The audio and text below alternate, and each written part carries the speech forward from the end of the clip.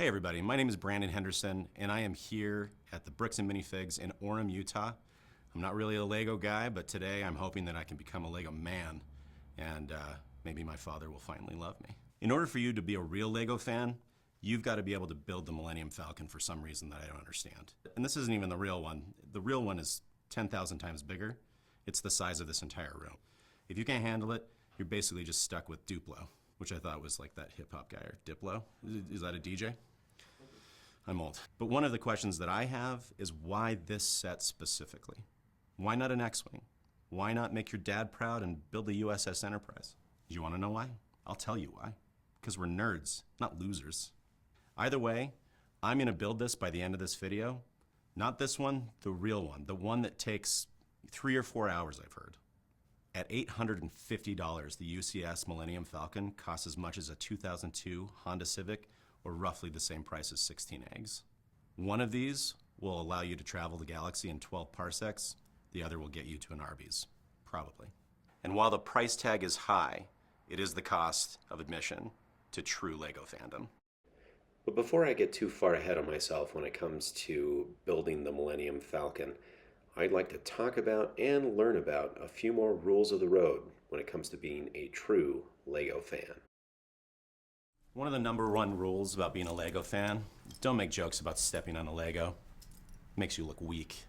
For example, Legos encourage creativity, especially when you hear the creative ways in which I'll use expletives when I step on one.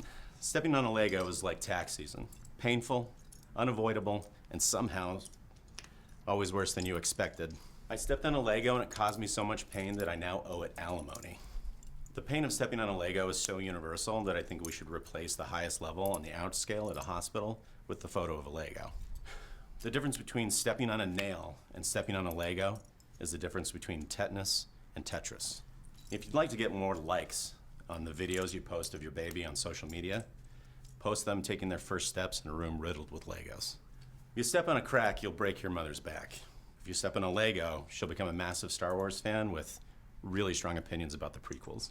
Stepping on Legos is so painful that after having several children, my wife will get an epidural every time she walks through the playroom. Stepping on a Lego is what doctors call not an athlete's foot. Let's break down the Lego language. And somebody to help me do that is a true AFOL, Tyler. Tyler, thanks for hanging out. First of all, what in the world is an AFOL? I've been saying it to everybody, but I really don't understand. Explain it to me. Yeah, so AFOL stands for Adult Fan of Lego. Cool. And what would you call a child fan of Lego? Chol?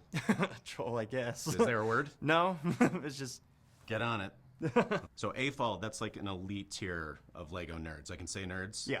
Geeks. Geeks, This is nerds. all good? Yep. So some take it as like a true religion and some will never make it into Lego heaven. Right. Okay. Mock.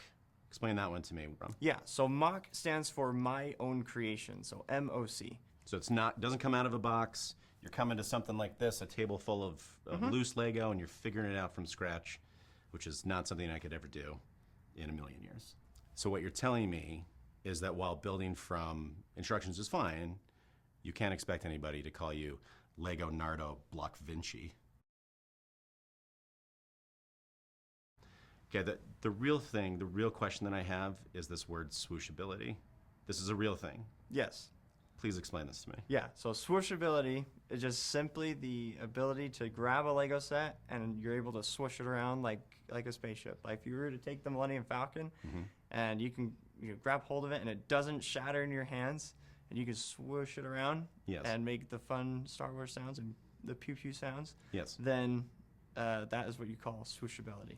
If I find a stick, like in the woods, it's going to pretend like it's a sword. Oh, so yeah. There's no judgment here. And then there's also something called like illegal building techniques. There's rules for how you build things. Yeah, so illegal building techniques are things that put stress on Lego pieces. So if you put like 2 plates together, if the studs kind of cram together, it's putting stress and it'll bend over time. So, but there's no central authority telling you what to do and what not to do. It's just sort of like agreed upon. Yeah. Absolutely fascinating. There's no official Lego government, and yet somehow Lego fans have figured out a way to organize themselves into some sort of bureaucratic nightmare. All right, so let's get to it. Let's start building the UCS Millennium Falcon. It's about 9 o'clock in the morning. I got to be done by lunch, so let's get after it. It takes 30 hours to build. Okay, I'm going to get somebody else to build that for me. We'll see you later.